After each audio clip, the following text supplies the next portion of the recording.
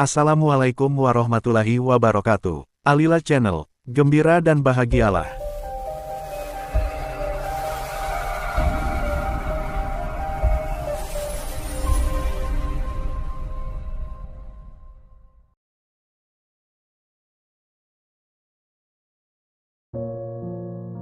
Sobat, pernahkah kita bersedekah dikarenakan berharap mendapat harta 10 kali lipat dari harta yang diinfakkan? Atau, kita bersedekah agar penyakit disembuhkan, jodoh didekatkan, bala bencana dijauhkan, dan lain sebagainya. Sobat, tahukah kita bahwa sebenarnya, segala hal yang disebutkan di atas, memang benar merupakan keuntungan sampingan plus-plus dari sebuah perbuatan bersedekah. Namun celakalah kita, jika selama ini sudah menjadikan keuntungan sampingan tersebut justru sebagai niatan utama dalam beramal soleh. Kenapa bisa demikian? Diskusi kita mulai dari sini. Sobat, berbuat kebajikan atau beramal soleh dengan niat agar Allah memberikan pertolongan kepada kita di dunia ini, tentu saja boleh. Sebab, amal baik kita itu bukan hanya untuk akhirat saja, akan tetapi juga untuk kebaikan kita di dunia. Namun meskipun begitu, sangat tidak dianjurkan hanya melulu untuk kebaikan dunia. Dikarenakan jika kita terlalu berfokus kepada dunia saja, maka kita pasti akan melupakan untuk kebaikan akhirat kita.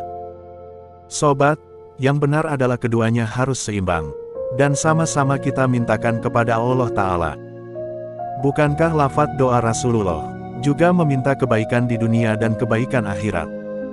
Dan di antara mereka ada orang yang berdoa, "Ya Tuhan kami, berilah kami kebaikan di dunia dan kebaikan di akhirat, dan peliharalah kami dari siksa neraka."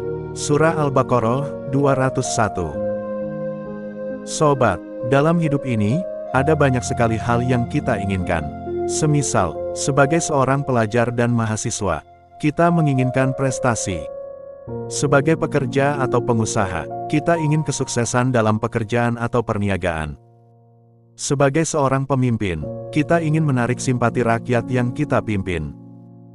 Sebagai seorang petani, kita ingin hasil panen yang melimpah. Sebagai seorang pegawai harian lepas, kita ingin mendapat kelancaran dalam pekerjaan. Pendek kata, ada banyak keinginan yang hendak kita capai dalam hidup ini. Semua itu sebagai sarana untuk memperoleh kebahagiaan hidup di dunia ini. Sobat, hidup ini juga tidak pernah lepas dari teka-teki. Kita tidak akan pernah tahu, apakah keinginan dan harapan kita tadi akan terwujud atau tidak. Kita tidak akan pernah tahu kapan kesuksesan dan keberhasilan akan kita dapati. Meskipun kita sudah berikhtiar bertahun-tahun lamanya. Dengan kata lain dapat kita katakan bahwa, tidak ada yang pasti dalam kehidupan dunia ini. Yang pasti hanyalah kematian. Meskipun dalam hal ini, kita juga tidak akan pernah tahu kapan, di mana, dan dengan cara apa kita akan mati. Yang pasti kematian itu akan datang menjemput kita. Sobat, dengan begini, ada saatnya kita berhasil, tetapi ada waktunya kita juga mengalami kegagalan. Keberhasilan dan kegagalan adalah ibarat dua sisi mata uang yang saling melengkapi. Keduanya akan tetap ada dan berjalan beriringan selama kehidupan masih ada di muka bumi ini. Sobat, saat Allah berikan segala yang kita minta, kita pasti merasa bahagia. Jika iman kita masih terjaga, kita pasti sering melakukan sujud syukur sebagai ungkapan terima kasih kepada Allah yang sudah memenuhi segala hal yang kita minta. Namun, juga tidak sedikit yang justru melupakan Allah saat keberhasilan sudah berada di dalam genggaman. Sobat, orang yang mudah lupa kepada Allah saat dalam keadaan lapang, biasanya adalah orang yang pamrih dalam mengerjakan segala sesuatu, bahkan beramal kebaikan sekalipun dilakukan dengan mengharap imbalan. Sobat, saat senang dia lupa dan melupakan Allah. Namun, saat hidupnya penuh dengan masalah dan sesak dengan persoalan hidup, dia datang merunduk-runduk ke haribaan Allah. Tampak khusyuk dalam beribadah, tampak sungguh-sungguh dalam berdoa, dan sibuk melakukan amal-amal kebaikan. Padahal sesungguhnya, semua itu dilakukan tidak dengan niat ikhlas mencari ridho Allah. Dengan kata lain, itu semua dilakukan semata-mata agar Allah merasa kasihan kepadanya. Dengan begitu ia berharap Allah akan mengabulkan segala keinginannya. Sobat, pertanyaannya sekarang adalah, adakah kita termasuk orang yang demikian ini? Melakukan ibadah dan amal kebaikan dikarenakan ada pamrih. Melakukan ibadah dan kebaikan karena inginkan balasan duniawi dari sisinya di dunia ini. Sobat, ketahuilah bahwa amal ibadah harus dilakukan dengan hati yang ikhlas. Kewajiban kita sebagai hamba Allah adalah melaksanakan semua perintah dan menjauhi segala larangannya. Kemudian tentang pahala, itu bukanlah hak dan urusan kita, akan tetapi itu semua adalah hak prerogatif Allah. Allah yang paling berhak menilai amal perbuatan kita, apakah itu bernilai pahala atau bahkan bernilai dosa. Sobat, berbicara tentang niat yang ikhlas, berarti itu artinya kita membahas suatu amalan hati yang paling berat untuk dilakukan oleh seorang manusia. Itu dikarenakan oleh besarnya dominasi ambisi nafsu manusia, yang selalu bertentangan dengan niat ikhlas manusia, kecuali bagi orang yang benar-benar beriman kepada Allah. Imam Sufyan bin Said Ats-Tsauri berkata, "Tidaklah aku berusaha memperbaiki sesuatu dalam diriku yang lebih sulit bagiku daripada memperbaiki niatku supaya ikhlas." Imam Ibnu Qayyim menggambarkan hal ini dalam ucapan beliau, "Adapun penyimpangan dalam niat dan keinginan manusia, maka itu ibaratnya seperti lautan yang tidak bertepi, dan sangat sedikit orang yang selamat dari penyimpangan tersebut. Maka barang siapa yang menginginkan dengan amal kebaikannya selain wajah Allah, meniatkan sesuatu selain untuk mendekatkan diri kepada Allah, meniatkan sesuatu selain untuk mendapat ridho Allah, maka sungguh dia telah berbuat menyimpang atau syirik dalam niat dan keinginannya." Ikhlas adalah dengan seorang hamba mengikhlaskan untuk Allah semata, ucapan, perbuatan, keinginan dan niatnya. Sobat, niat duniawi pada amal kebaikan yang kita lakukan adalah bentuk dari penyimpangan niat yang banyak menimpa manusia. Bahkan mungkin kita juga, dikarenakan niat duniawi itu menodai kesucian ibadah.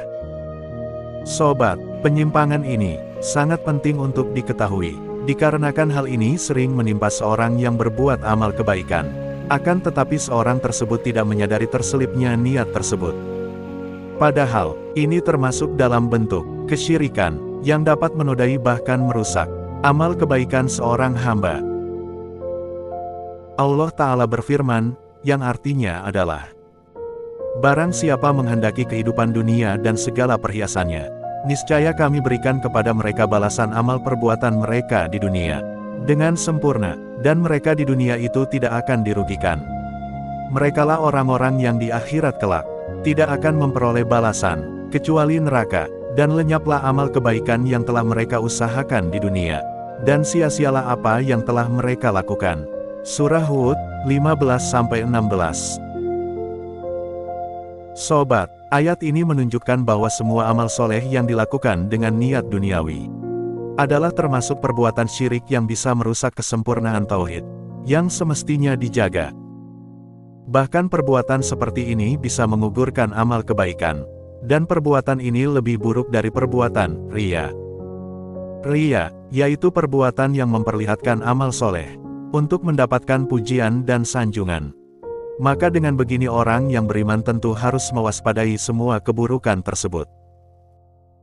Syekh Sholih bin Abdul Aziz berkata, termasuk syirik kecil adalah seorang yang menginginkan balasan di dunia dengan amal-amal ketaatan. Sobat, Abdullah bin Abbas radhiyallahu anhu juga berkata tentang makna ayat di atas. Barang siapa yang menghendaki kehidupan dunia, artinya balasan duniawi, dan perhiasannya, artinya harta, niscaya kami berikan kepada mereka balasan amal perbuatan mereka di dunia dengan sempurna. Ini mengandung arti bahwa kami akan sempurnakan bagi mereka balasan amal perbuatan mereka di dunia saja, berupa kesehatan dan kegembiraan dengan harta, keluarga dan keturunannya. Syekh Muhammad bin Shalih Al-Utsaimin mengisyaratkan makna lain dari perbuatan ini, yaitu seorang yang mengamalkan ketaatan kepada Allah Ta'ala bukan karena riya atau pujian, niatnya ikhlas karena Allah Ta'ala, akan tetapi dia menginginkan suatu balasan duniawi. Semisal, harta, kedudukan duniawi, kesehatan pada dirinya, keluarga atau keturunannya, dan semacamnya, maka dengan amalnya itu dia akan mendapatkannya. Namun, dia pasti akan melalaikan dan melupakan balasan di akhirat, dan ia termasuk orang yang merugi. Rasulullah Shallallahu Alaihi Wasallam bersabda, "Barang siapa yang menjadikan dunia sebagai tujuannya, maka Allah akan mencerai-beraikan urusannya, dan menjadikan kemiskinan yang tidak pernah merasa cukup di hadapannya, padahal dia tidak mendapatkan harta benda duniawi melebihi dari apa yang Allah tetapkan baginya. Dan barang siapa menjadikan akhirat sebagai niatnya, maka Allah akan menghimpunkan urusannya, menjadikan kekayaan selalu merasa cukup dalam hatinya, dan harta benda duniawi datang kepadanya dalam keadaan rendah atau tidak bernilai di hadapannya." Sobat, amalan yang terbersit niat duniawi adalah perbuatan baik yang dilakukan dengan tujuan untuk mendapatkan keuntungan atau imbalan duniawi, dan bukan semata-mata karena Allah. Sobat, dalam diskusi singkat kita kali ini, dapat kita simpulkan bahwa amalan yang tidak didasari oleh niat ikhlas karena Allah, meskipun secara lahiriah tampak baik, bisa menjadi sia-sia, atau bahkan bisa mendatangkan dosa. Ikhlas berarti melakukan sesuatu semata-mata karena Allah, tanpa mengharapkan imbalan duniawi.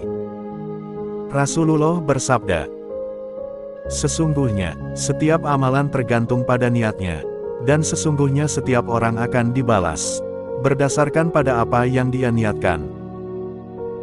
Niat yang ikhlas adalah ruh dari setiap amal ibadah. Tanpa niat yang ikhlas, amal ibadah tersebut tidak akan bernilai di sisi Allah. Jadi, waspadalah untuk amal soleh yang terbersit niat duniawi. Semoga bermanfaat. Wassalamualaikum warahmatullahi wabarakatuh.